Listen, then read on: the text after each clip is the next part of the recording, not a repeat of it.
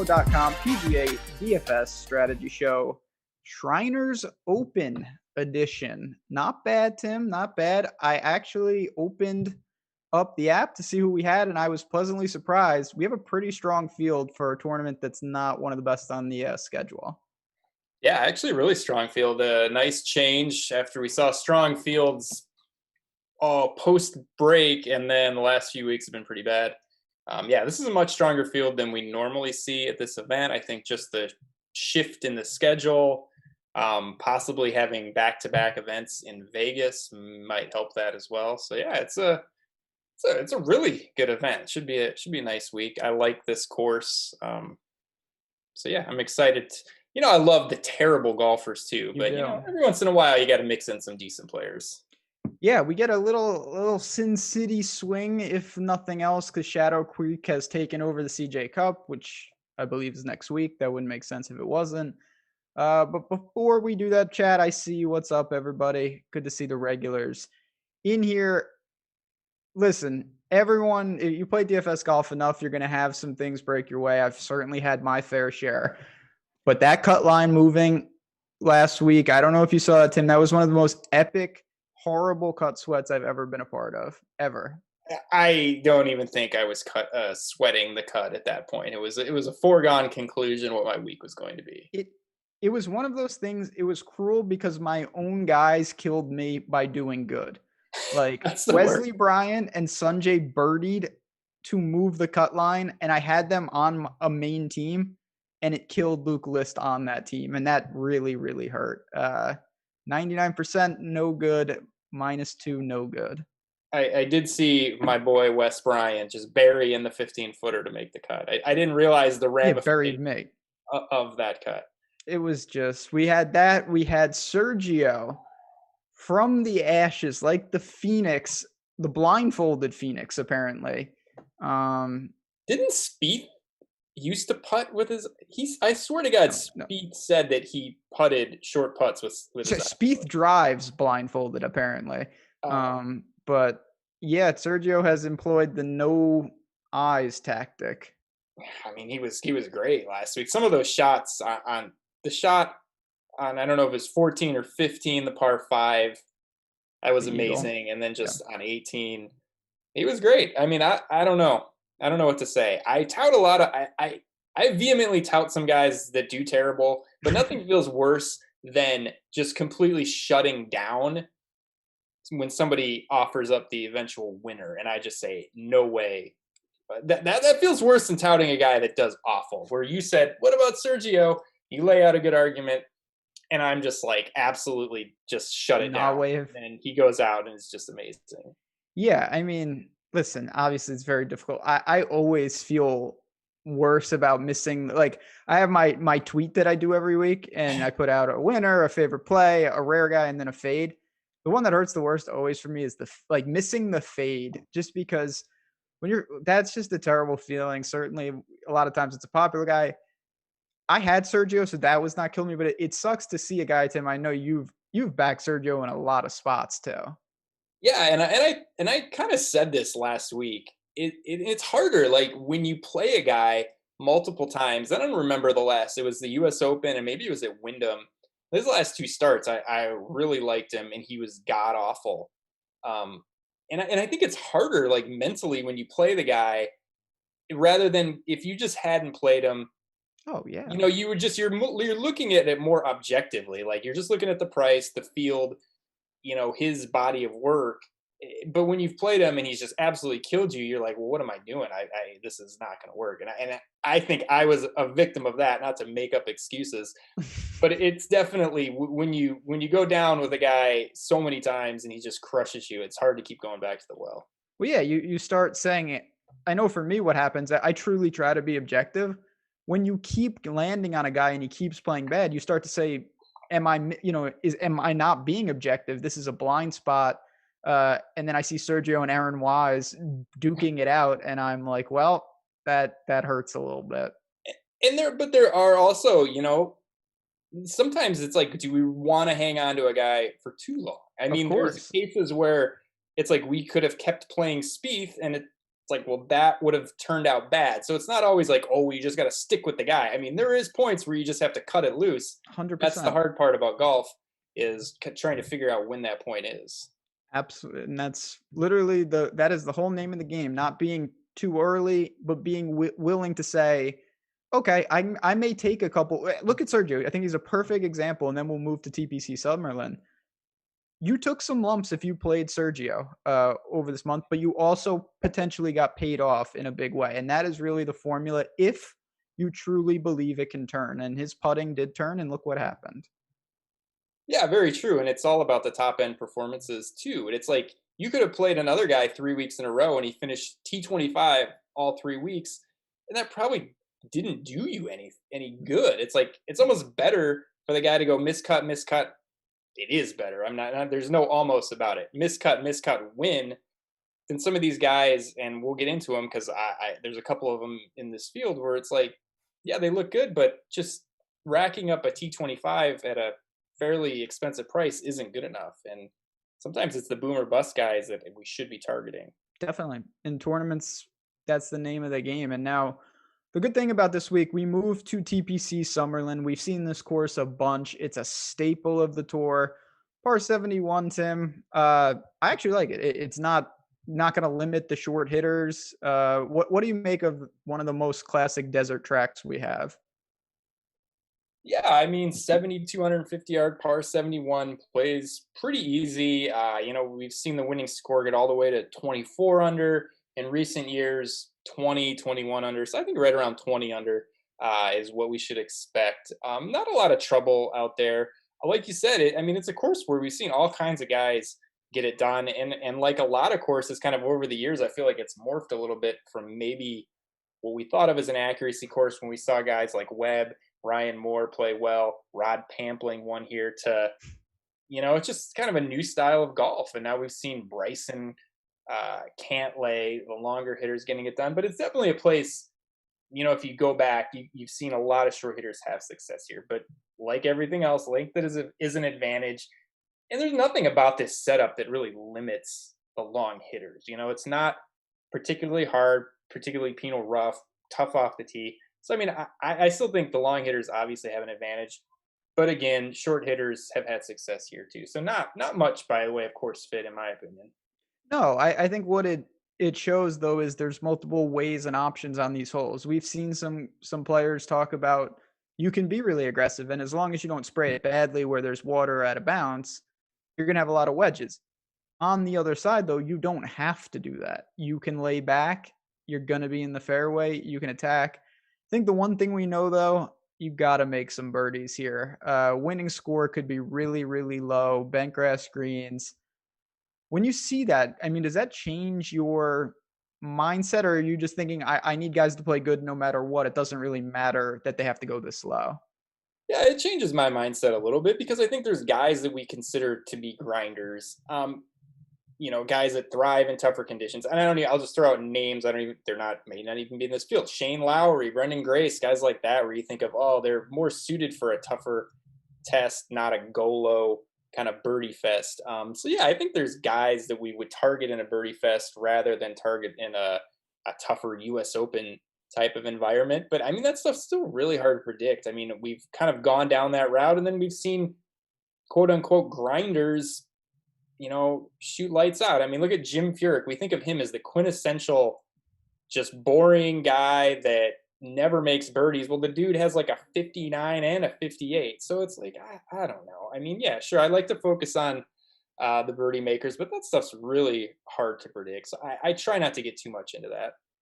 Yeah, I do think at this course in particular, so the interesting thing, and then we'll get to the golfers in one sec.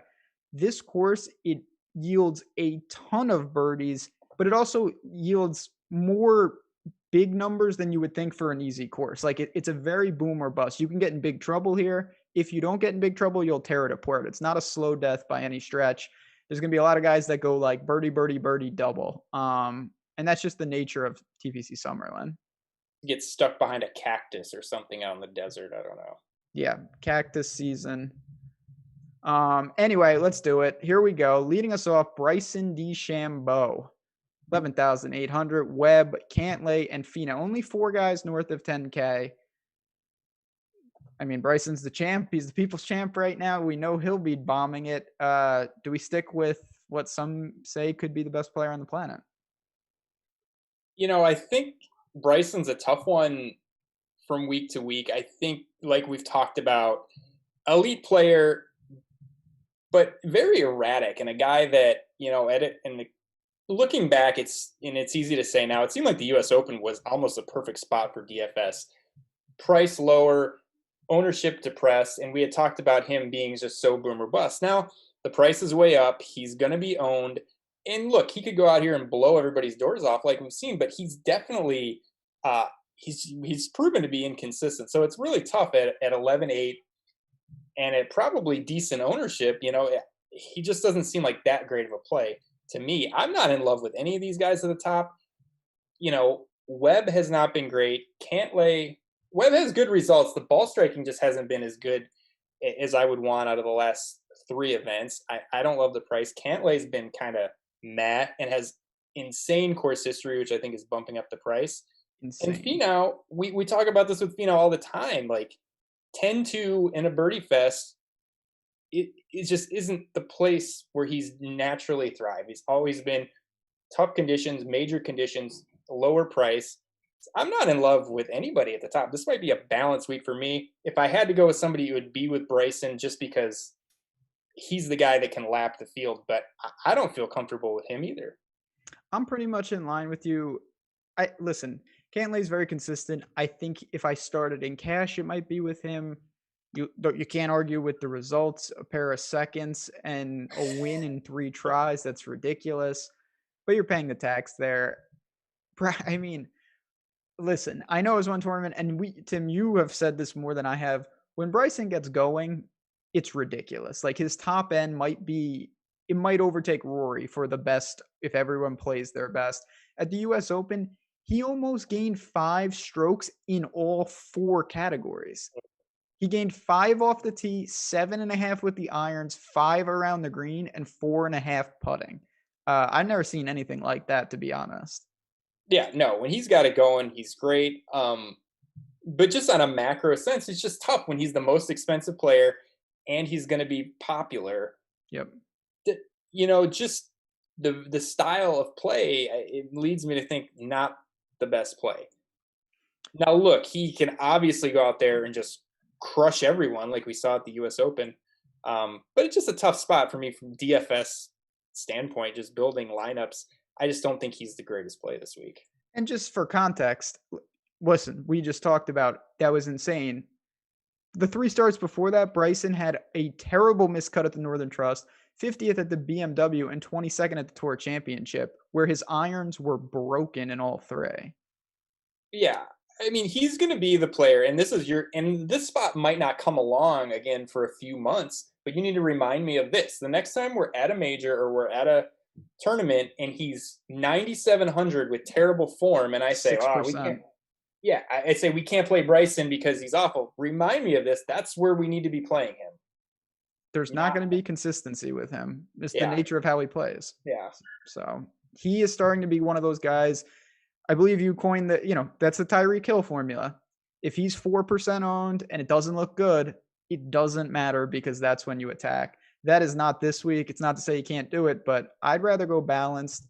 And let's talk about the balance. 9K range. Here we go, chat. Hideki season is back, 9,900. Morikawa. Harris English is just there, as he probably should be at this point. Matthew Wolff, Jason Day. This is a big range. Scheffler, Casey Garcia, and Ricky. Ricky's back. How do you not like Decky? I know a birdie fest isn't ideal, but I still like him. Really? Okay, there was a hesitation. I did, but I mean, I just feel the same way. Outside of the one tournament where he was 3rd, I don't know, what was that? Was that the Northern Trust, the BMW? I mean, he was great at the US Open, gained 10.5 at the ball striking. Where did he finish? T17. I don't know. I don't feel like I can get there with him. I'd rather go with Morikawa at 9,800. Even though he missed the cut at the US Open, he was fine. He gained 1.1 with the ball striking. He was 7th at the Tour Championship, gained 3.9 with the ball striking. He's won 3 events in the last year plus, whereas I don't even remember the last time Decky won. It's been like 3 years. Okay. So to me, I think Morikawa is the preferred play.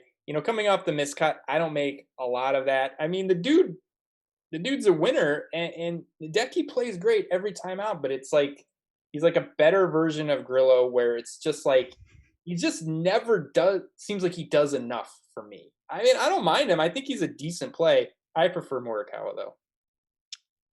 Yeah, I mean, if you tell me someone is a better version of Grillo, like I'm, it's hard to not be interested. Boy, I'll say this: no shame, no, not gonna knock Morikawa. He's great. Matthew Wolff, though, is also really. We've talked about this. He's turned a corner. He's been fantastic. The ball striking, he gained 13.8 tee to green at the U.S. Open. This is a guy. I don't know if this is super. It's probably a little noisy, but him and Bryson always seem to correlate. When one gets going, the other does. We've seen that several times in several different types of tournaments. I don't mind starting with Wolff at 9,600. He's just got as much upside as anyone, in my opinion. Yeah, I mean, he's really turned it on off the tee. And approach at the U.S. Open was plus 10.2. Like I've said, the PGA, he just put on an absolute clinic, gained 14.6. He's just been on another level. I think this is a great course for him. He's priced up as he should be, but this is a tough range. I mean, there's 5 or 6 playable guys, I think, in this range, maybe even more.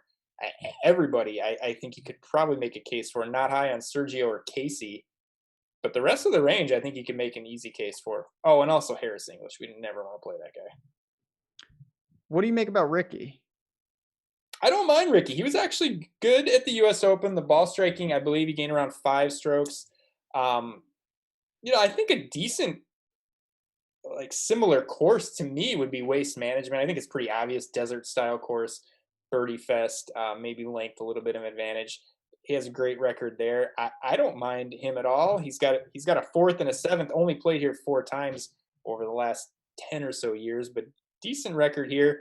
It was really the short game at the U.S. Open that held him back, T49, but the ball striking was good. I don't think a lot of people will go there. I like Ricky. I like Ricky a lot this week. Gonna make the article. And listen, he's been off for a little while. You mentioned it was the putter. Everything else is coming around. I comp this to Waste Management. You're right. I honestly, I think there's a couple of tracks that Ricky likes that I comp to this, but particularly Waste Management. Oh boy, last guy, and then we can move on here. Scotty Sheffler has been a little all over. He came back. He was too expensive last week. He was fine, not going to get it done at that type of price. Gained off the tee as he always does. Irons were bad. Any interest? He gets a little drop here because of the stronger field. Yeah, I mean, I don't think he's a terrible play just because, I don't know what we really expected out of him last week. He wasn't a complete abomination, which I guess is really all you could have hoped for. So, I mean, I don't make too much of it. It was a plus. He made the cut.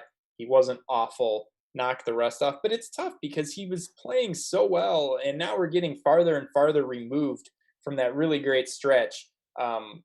So it's like, I don't know how much stock can we put in this really hot stretch that he had that's now 4 weeks ago and going back from there. So I don't mind him. If you told me you wanted to play him, I wouldn't say you're an idiot, but there's a lot of red flags. And again, this is a really strong range. I just think there's other preferred plays here for me. I mean, I'd even go Im, who's turning it around. Yep. Gain 3.1 again with the ball striking. Things are just kind of trending back in the right direction for him. I don't mind him. I'd play him over Scheffler. As would I. Scheffler's towards the bottom of this range. He's ahead of Harris English. That's about it. Harris English, a tighty, just to put a bow on this. Harris English gained 11.3 strokes with the short game at the U.S. Open. That'll get it done. Pretty standard for him. You're not going to need the short game here, though. Yeah, probably not. With his luck box, probably just make it from the fairway every time. All right, let's keep it going. last thing I'll say, you can easily start in the 9s. Lineup construction tomorrow night. Me and Jason Rosen will get into that. I will absolutely start in the 9s, though, on a lot of teams. Not going to start in the 8K range, but you certainly can go there. Kokrak leads it off, which is kind of crazy. And then we get Louis Answer, some plotters with Na and ZJ, your boy Will Zalatoris, Cam Davis, Neiman, Keegan, and Brian Harmon. So mixed bag here. Start with the upper 8K. Are you going to buck the course history and go to Kokrak? I hate the upper 8K range. I honestly, I don't like any of these guys. Look, I was excited about Kokrak when I was preparing for this week. Never would I have imagined that he'd be 8,900. I thought he'd be closer to 8K, maybe, because he's been playing great. I just didn't think he'd been playing that good. 8,900 is pretty expensive for a guy who's kind of, I would say he's running hot. I mean, he's not. You think? Yeah, he's just not the quality of player, like Ricky, Sergio, Usti, Casey. Just spend a couple $100 more and you can get really legitimate golfers. He's just kind of running good. I don't like him. Usti, this is a tough spot. I mean, I loved Usti at the U.S. Open because it was the U.S. Open. It wasn't a lot about what he had done prior to that, and he played great. But it's like if you bumped him up at the U.S. Open because of those conditions, then you have to downgrade him here, right? I mean, this is just generally not the place that he does well. He doesn't do well at Birdie Fest. He doesn't do well at 8,800 in Weaker Field. He's like Finau. So, I mean, I bumped him way up because it was the U.S. Open, and he did great. But now I would downgrade him. I don't like Louis this week. Do you like him? I mean, Louis is a talented guy, but this is just not. If Louis ever wins on tour, it doesn't feel like it's going to be something like this. It really doesn't. It seems, and listen, it bears it out. If you look at his best finishes, it's majors, it's WGCs, it's Valspar. He does have a waste management, which is good, but waste management's harder than this. It's a comp, but it's much harder. It's funny. That's the one thing that stuck in my head because I remember that tournament. It was a couple years ago, and it was a similar spot. He was even cheaper. He was actually pretty cheap, and it was like we can't play Louis because it's not a major. And he went out at like 25% ownership in like T8 or something. But I assume Decky won that event because Decky always wins waste management. Yeah, to me, this is just not an Usti spot. Just going down from there, I think the lower eights, I think Cam Davis is the obvious one at 8,200. I think he'll be popular just because the ball striking is good. Positive ball striking in his last 5 events, and he's also got a T33 at the Barracuda mixed in. He's just been really good, and I think the price is fine. I think people will play him. I would pivot personally to Neiman at 100, who I just think is a more accomplished golfer. We've seen way more out of Neiman than we have out of Cam Davis, who's just now kind of coming into his own. He's been honestly really bad for a year and a half or 2 years. Neiman's been doing it. I think he's the perfect pivot. He was 23rd at the U.S. Open, where the short game was actually pretty good. Ball striking right around 0. Not good at the Tour Championship, but then the start before that, T3 at the BMW, where he gained 8 strokes with the ball striking. So yeah, to me, Neiman's just a natural pivot. Better golfer, probably going to come in at lower ownership, I think. He definitely is, and it's because of he's inconsistent, and Cam Davis has been consistent. What we just talked about at the top with Bryson, that helps you with maybe making the cut, but Neiman, to me, has a much better chance to win this tournament. He is a guy, pedigree-wise, way ahead of the guys in that range. One of my favorite plays of the week, and that doesn't mean he's one of the safest plays of the week, but I really like Neiman in this spot.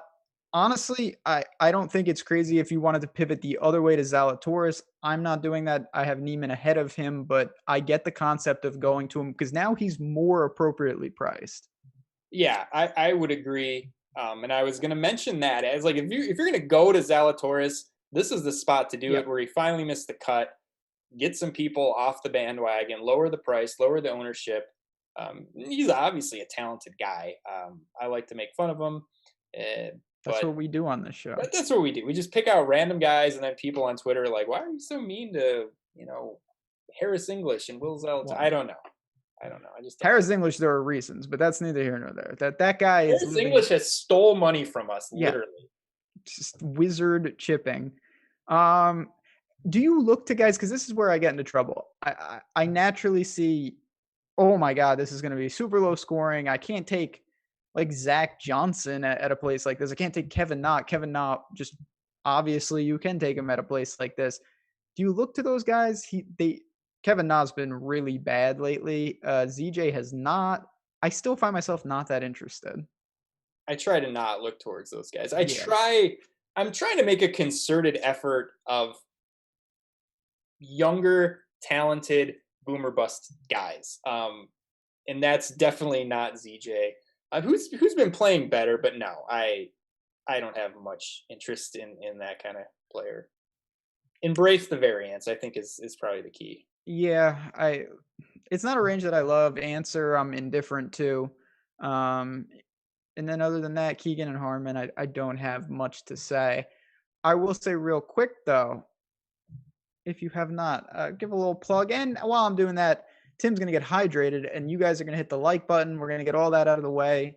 If you haven't joined Awesemo Plus and you want to, awesemo.com/join. We have packages from weekly to monthly to annual to all inclusive to just specific sports. The great thing about it is you can find what's best for you. And if something isn't for you, you don't have to pay for it. You just don't get that in your package. Like if you don't play MMA, then you don't buy the package with that. You can pick your sports, or you can, if you play all the sports, you can save some money by going to the Platinum. Our Express package, it's under $5 a week if you want to give it a try. Has showdown projections and ownership in it now. So a lot of different options. The Masters is still on deck here. November Masters, so plenty of golf. Then we start a whole new season. So, Chad, it's always fun to talk to you guys. But we encourage you to get inside the ropes so you can be in Slack, part of that community, as we look at the $7,000 range. Sebastian Munoz, Doc Redman, Cam Smith, these types lead us off. Charlie Hoffman, who's actually been very good lately. I have a feeling this will be a pretty popular range, Tim. I think there's a lot of playable guys. I have more problem ordering them than liking them. Yeah, I love this range. Starting with Redman at 7,900. I don't know. I'm just really high on him. He was good last week. T28 gained about 4 strokes with the ball striking. I mean, he's had some really top-end ball striking performances. We've seen him come close to winning. He has 3 top 3 finishes in very limited starts on the PGA Tour. I think he's only been on tour for about a year and a half. And unlike some of these other guys who we see strike it great, and the stats always look great, but they're never close to winning, he strikes it great, has some, +8, +9, +10 with the ball striking, really super high-end ball striking, but also he's come close to winning. So I'm just high on him in general. I think this is a great price for him, 7,900. I like him. Hoffman, I don't know what to say. It's 7,800. Again, I think he's a great play. I think this week he'll be actually really popular, coming off a 6th and a 14th. He's a UNLV guy. The ball striking's been good, plus 3.6 at Sanderson Farms.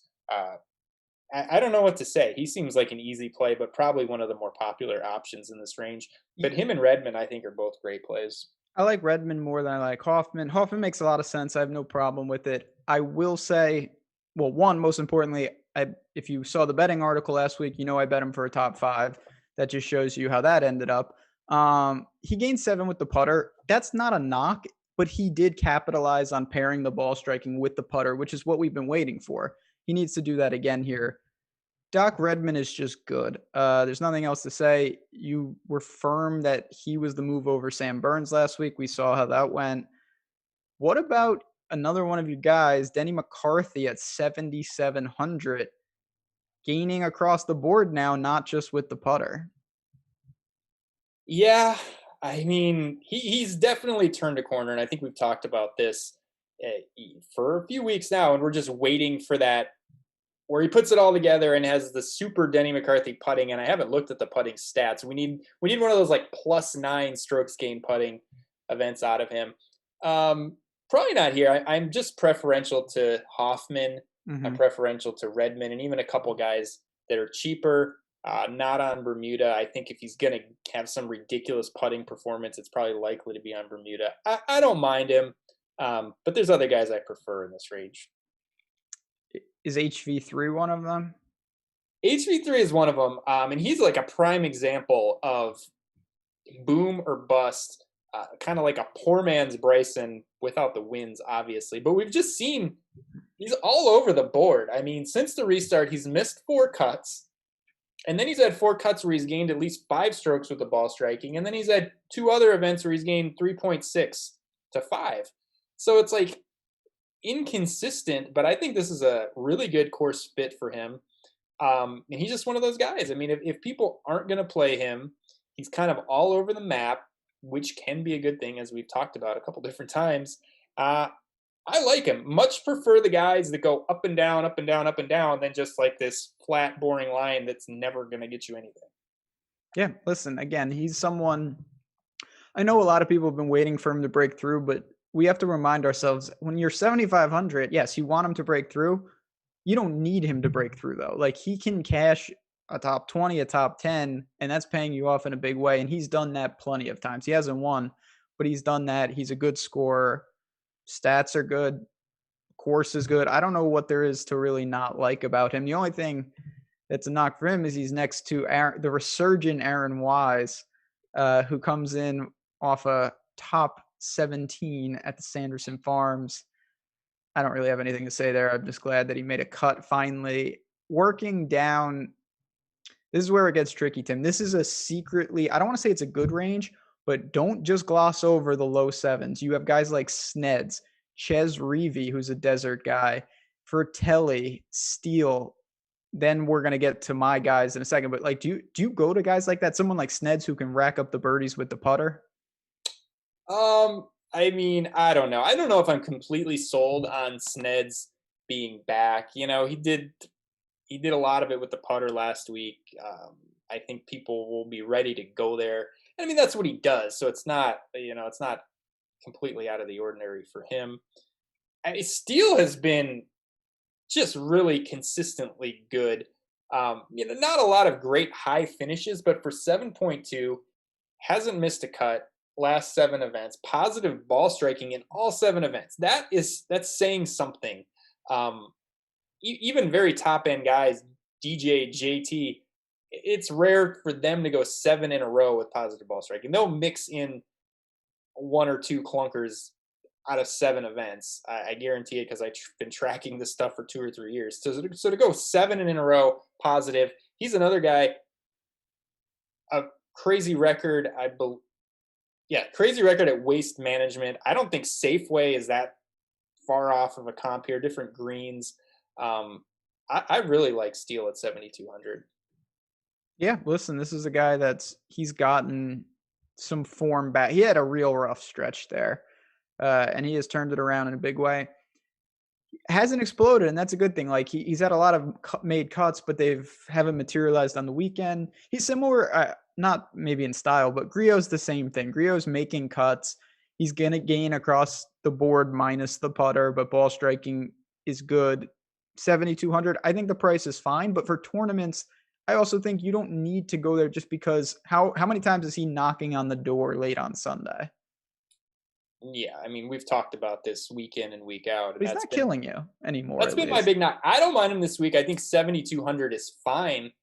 Some of these guys, you just have to look at, like, where is their – I mean, I know everyone's ceiling is winning, right? He's won an event. But realistically, what do we expect? And is that price – where does he have to get to pay off his price? And if it's a top 5 and the guy is never finishing in the top 5, and that's what I said about Sam Burns last week, I think we really have to look at, is that the right play? But at 7,200, yeah, if he finishes T25, he could be fine. The ball striking has been phenomenal. As always. As always, right? I mean, it's crazy. I think people will go to Ventura. I don't know what to make of this guy. He's been playing great at 7,100. Only missed 1 cut since the restart, kind of bouncing back and forth on the Corn Ferry Tour. I'm going Steele down here, but yeah, there's plays. We didn't even get to your boy Fratelli. He's another one. Not good last week though. No, but when he is, again, this is where You got to separate guys into buckets. He's not going to be good every week, but when he gets going, it's going to be big. He pays you off, unlike some of these other guys where they're going to make the cut more often than Fratelli, but when they do, they come in 33rd. And that's good. You don't want 6 of them. You don't want 6 Fratellis. You got to mix and match. So I love this range, and I hate to just name nothing's more annoying than watching a show where they name like every guy. But then we victory lap it on Twitter. Touting 101, just name everybody. But honestly, this is probably a good bounce back spot for Burns at 7,400. I thought you were going to say Benny on.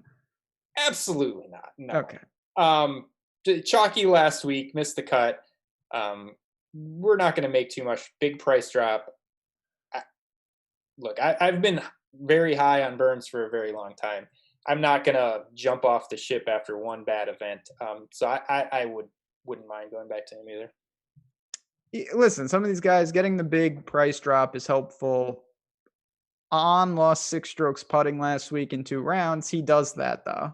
What? I don't know what to make of him, though. It's like he goes through spurts where he putts fine, but the ball striking isn't good. And then he goes through spurts where he can't make a putt. I don't know. He confuses me. He's really tough. Listen, I think for me, the number one, what I do with guys sometimes is I make a list of like, what do I think is the most important thing or confident thing it is? Well, I know his price. His price isn't going to move. It is 7,100. That's really good. In this field, I think that's a good price. So that's step one. The game, I'd be lying if I said I had a good feel on where it's at. His putter is broken. It's usually broken. The ball striking is not, this is not like a Griot situation, though. He's been erratic with the ball striking, and that's pretty atypical. So that's a little concerning. I still think it's all right, though, to go down there. I'll just say this. Ventura is fine. I have no problem. He reminds me of Cam Davis, though. Like, he's playing very well. He's found something. The difference is he's much cheaper. He's like $1,000 difference. So I don't mind hitting this range pretty hard. Is there anyone else in the 7s when you look at like Hadwin, Dahmen, Perez? There's still names down here. Luke List, who missed on the number last week. No, I think if I tout one more guy in this range, you hit your quota. Wrangle me, yeah. Yeah, that's fair. Luke List is going to be fine. He missed on the number, but again, this is about lineup construction. Like they're going to be teams where I do take 3 guys in this little range, and that's fine. But you just want to have a priority of making sure the guys hit the right team. Like if you have wild people up top, big risk, I don't think that ending with Fratelli per se would be the right move. If you're looking for someone to maybe just get through that cut, I think Steele and Griot really round out a team like that nicely. And then vice versa. If you have some vanilla guys up top, Tim's noted 6 condom plays, then you need to open it up with Fratelli and get it going and hope to roll the dice, because these guys do have some win equity, even though stronger field than usual. Yeah, if you're starting Webb, Paul Casey, you might want to open it up. Yeah, into the depths. Well, like we still have plenty of guys to go here. The 6K range is good. There's no doubt about it. You're going to have plays this week. Feel pretty comfortable going, and we get it started with Henrik Norlander, Tringali, who's been steady. Stanley missed on the number. Higgs, Adam Shank, who just never misses a cut, apparently. I mean, just start in this upper 6K range. Does anything stand out for you? I think it's really weird. I feel like there's just tiers where I love groups of guys and I don't love groups of guys. Not much for me in the way of preferred plays in the upper 6K range. If I had to, I'd much rather just try and get up to 7,100 for some guys there. Man, if you told me a Henrik finished 4th last week, I would have thought I had a great week. Unfortunately, I played the wrong Henrik. He was so bad on Friday. Apparently the good Henrik, who we thought it was going to be. My God, that was painful. I don't know. This is a really bad range for me. To me, I would go, even though I didn't like him last week and he missed the cut, I would probably go to Patrick Rogers this week at 6,800. It really was all short game last week in the 2 rounds, 2.7 positive at the ball striking, and then he lost 2.7 on the greens. He lost another half around the greens. So it really was all short game. Prior to that, he'd made 7 straight cuts. He was 11th at Punta Cana. And I just think after missing the cut last week, I think people will be off of him. But he's not a guy that I really love. I don't know. I've never been a big Rogers fan, but I just think coming off the missed cut where it was all putter and short game, that's kind of something I look for. Made a hole in one last week. He A has lot of got good. that going for him. Well, that's why you take that out. He probably didn't even strike it that great. Probably all 2.7 came on one shot. Yeah, it's honestly true.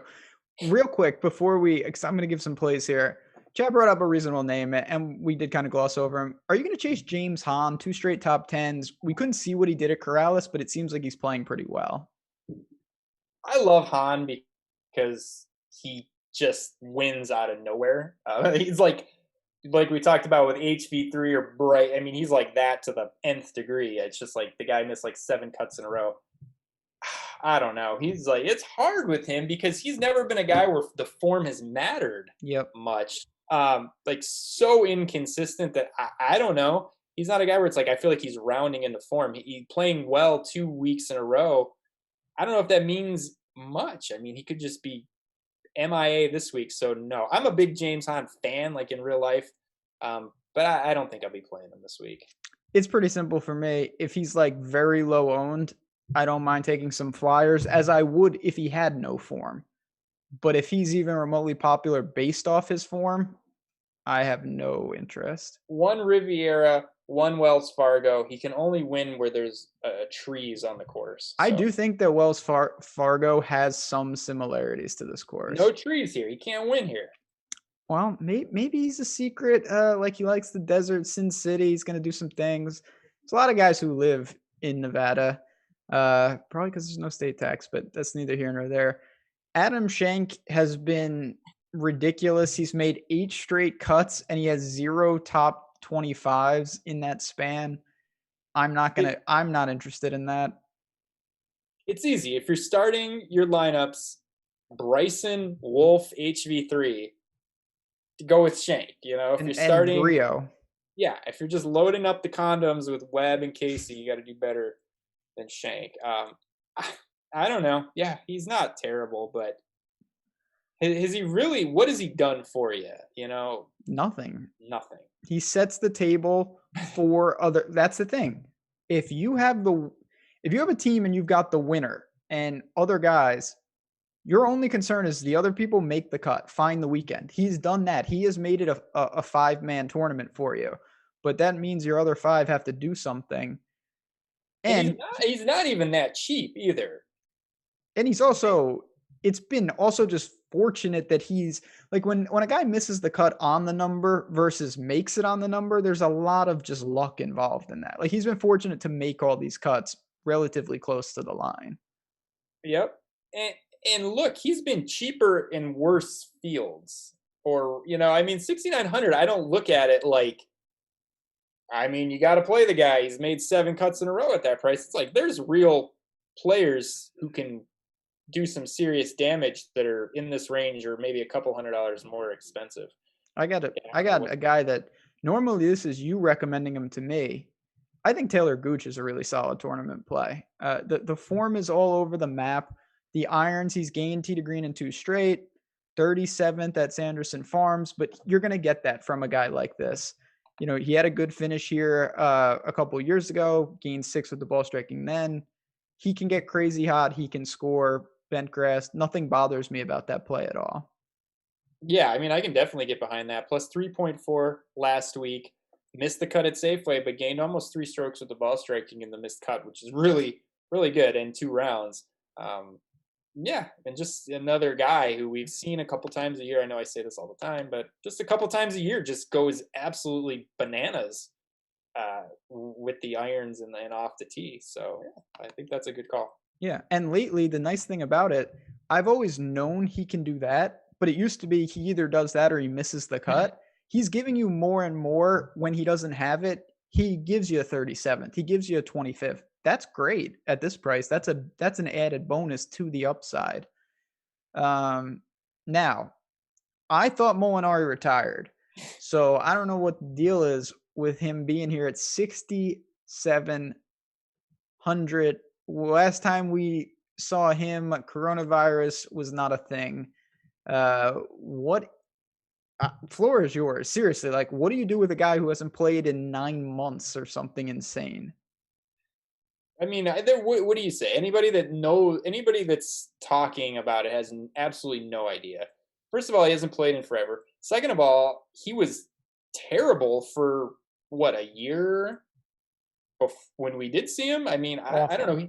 He hasn't played good golf in almost 2 years or a year and a half. I don't remember how far back. What was it, the Masters that he almost won, and then after that, it was awful.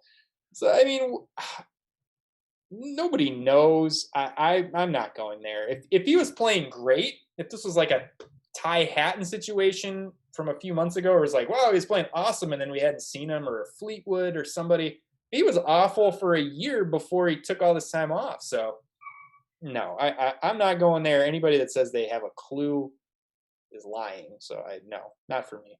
Yeah, not for me either. If Molinari for some insane reason beats me, it'll be like every other tournament that he's in because I never get that guy right.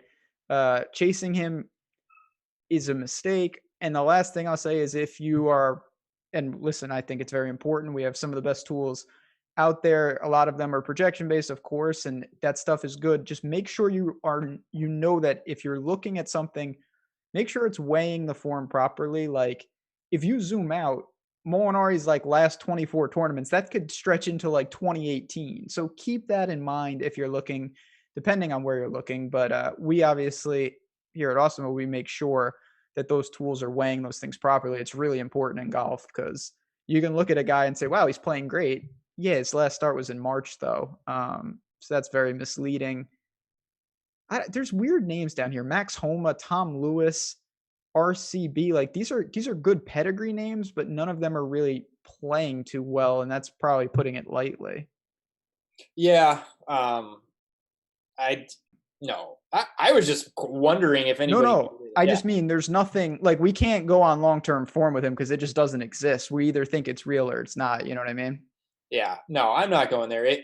So Tyler Mccumber at 6,500. If you just go with the last two events, has been amazing. Second at Punta Cana, sixth at Sanderson Farms, gained 9 strokes at the ball striking. That was interesting. Piercy. I got the total 1% or two. I don't know if you have anybody in this range, but I have the play of all plays this week. Okay, well, first, I just want to pour one out because I'm making an executive decision. We're not going to be talking about Russell Knox for a long time on this show. So let's just get that out of here right now. Russell Knox, it was a good run. We hope to see you again on the show, but you were banned from the show, my friend. He's going to win now. This is it. He probably will, and that would be the cruelest punishment. I have one flyer down here. I'll get it out of the way if you want me to. It's Sepp Straka. I think that he can just get hot with the ball striking. Shown a little form. He wasn't good at Sanderson Farms. But if you want just a pure dart throw, you could do worse than him. I don't even know if I really want to go down there though. You're not gonna go Chappell, are you? No, not. Okay. I think people will go Chappell. So do I. I don't like that though. Yeah, the ball striking fell off. It was not good. I don't like Chappell. I actually like Straka too. He's kind of in the same boat as Gooch. Can be erratic. Exactly. Really, has some really good performances. Have you heard of a guy named Justin Suh? Yeah, I've heard of him. You know why I've heard of him?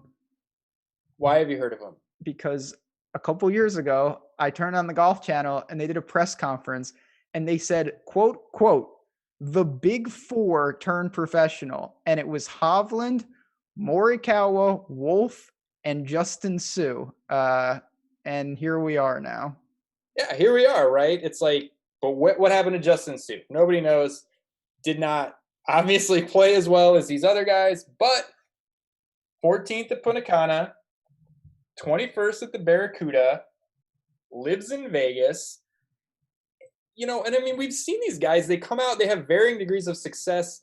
Some take a little bit longer, some never make it. Bryson started off hot, was terrible. Now he's back. I mean, these young guys, you never know. The guy was an absolute stud in college, was in the same boat as Wolf, Morikawa, Hovland, 6,200, local guy. You know, Punta Cana, Barracuda, not great fields, but he played well. He's got the talent. no one's going to play him. I think as a dart throw, I'd rather take a chance with some guy, a young stud, than playing, Scott Brown or Zach Blair or whatever boring player there is down here. I mean, let's take a shot with Justin Sue. Listen, I think people are, and I'm just as guilty as this as many. People judge these guys turn pro, and it's like immediately, okay, like this is it. He's either going to be great or he's not going to make it, and that's just not how it works. Some guys can do it. Morikawa, I'm not saying. Listen, I'm not saying Justin Sue is Justin Rose, but go look at Justin Rose. Like he turned professional, he missed like 20-something cuts in a row, and he just turned out fine. And I was honestly thinking about this with a guy like Redmond, who seems like underwhelming in an era where guys just come out and win a major in like their fourth start.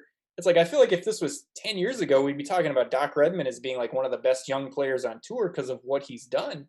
And now it's like, oh, ho hum, it's just whatever, because you got guys like Morikawa winning multiple events and majors in like their first 20 starts.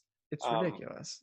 Yeah, so people are like Hovland, like, oh, he kind of needs to pick it up. Like the guy's an absolute stud. He doesn't have any majors yet in his like 2 career starts.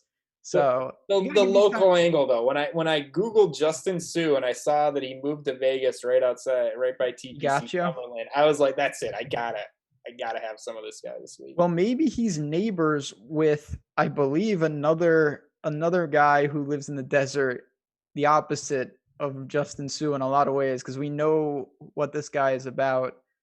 It's Martin Laird. He may be my last man in. He's made, what is this, 2, 4, 6, 7 out of 8 cuts, plays in this event every year. He's got correlation to these type of tracks. He's made the cut here 5 out of 6. I think if you're looking for a drop dead, I don't want to say a cash play. He's not a cash play, but someone with decent made cut equity down here, Martin Laird, you could do worse than. I think guys like Justin Sue have a lot more upside, though. I remember last week, there's certain guys you just think of with certain tracks. And now it's been a long time ago. Martin Laird won here in 2010 and then was a runner-up in 2011. But for some reason, I think of this course, I think of Martin Laird. That just shows how far back my brain goes. I kind of do too, though. Crap. It's weird. And I just remember seeing him popping up on the leaderboard last week, and I'm like, it's like the perfect storm is brewing for like Martin Laird. And this was last week, chalk week. And he stumbled to a T28. I don't think he'll be popular, but I just saw it and I was like, oh, it's all coming together for the Shriners and Martin Laird like it always does. Well, I'm glad, because like if he would have cracked the top 10, people would be talking about this. Nobody's going to play Martin Laird. And I don't, like I said, this is not like force him into your lineups. If you're very aggressive, though, you can do worse. And this is one of the first weeks I can honestly say this. I think there are reasonable plays from basically the flat min all the way to the top. Like you can play some of these guys in lower 6s and feel pretty good relative to normally, where it's just like, all right, you're really taking an unnecessary risk if you do that. Yeah, it's an interesting field, like you said. Decent plays all the way down the board. We don't have DJ, we don't have JT. Who's the other really good golfer that plays? Parker Cootie. Rory, yeah, that guy. So it's interesting. It's like Bryson's the only like elite player, and he's erratic. So it's really an interesting field in my opinion. There's not that one guy at the top who is like we're deathly afraid of fading. Like if JT was here or DJ was here instead of Bryson, I think it'd be a lot different look at the top. I agree. Yeah, listen, we know that Bryson has the win equity, but in my opinion, his like top 20 equity is lower than those guys just because he sometimes doesn't have it. And consistency is somewhat of an issue. Not too bad, though. This is a good field. Chad, I think it's actually a pretty good week to play. We're going to have a lot of content, ownership, projections, all of that we're going to dig in tomorrow night at 8:30 Eastern. Me and Jason Roslin. I'll be holding office hours. One of the other reasons you should get into Slack. Articles will be posted, both betting and DFS. A lot on the betting side, not just for golf, college football, a lot of sports. Can I come into office hours and ask you college football questions? Always. You can go in. You can ask me college football questions. Your boy Chuba finally got on track last Got week. on track. Oklahoma State is clearly the best team in Oklahoma. The only question is Tulsa the second best team in Oklahoma? How pathetic for the Sooners. Any final thoughts on this week before we duck on out of here? No, I think we went over it. I think it's, in my opinion, a good week for balanced roster construction just because I'm not sold on the guys at the top.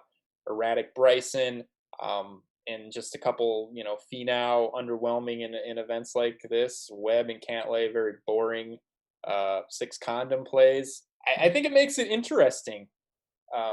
Just kind of having the question marks at the top in a strong field. Normally it feels like, there's a lot of guys who want to play. To me, it's like, I don't know. I've never been looked at a field that was this strong and felt as unsure about guys at the top as I have for this event. I like this field. I think it's a really good blend. It gives you options. I hate weeks where it's like, all right, there's a giant question we have to answer. Here, I think it's pretty wide open. You can do what you want, and you're not going to be weighing things that maybe are a little annoying. So we'll dive on that. We got a lot of guys that are, as Chad's pointing out, Pepper, there's a million guys who have some Vegas roots. I don't think that's a huge narrative, but it's worth considering. There are guys who thrive on the Florida swing, on the California swing, on the desert swing. That is a thing. So keep that in mind, chat. Last thing, hit the notification bell, subscribe to the channel. We have so much content coming out. We want you guys to know when the shows are dropping. So do that, hit the like button on your way out, and stay tuned for tomorrow night, same time, same place, 8:30 Eastern, live before lock. I will see you all then, and good luck this week.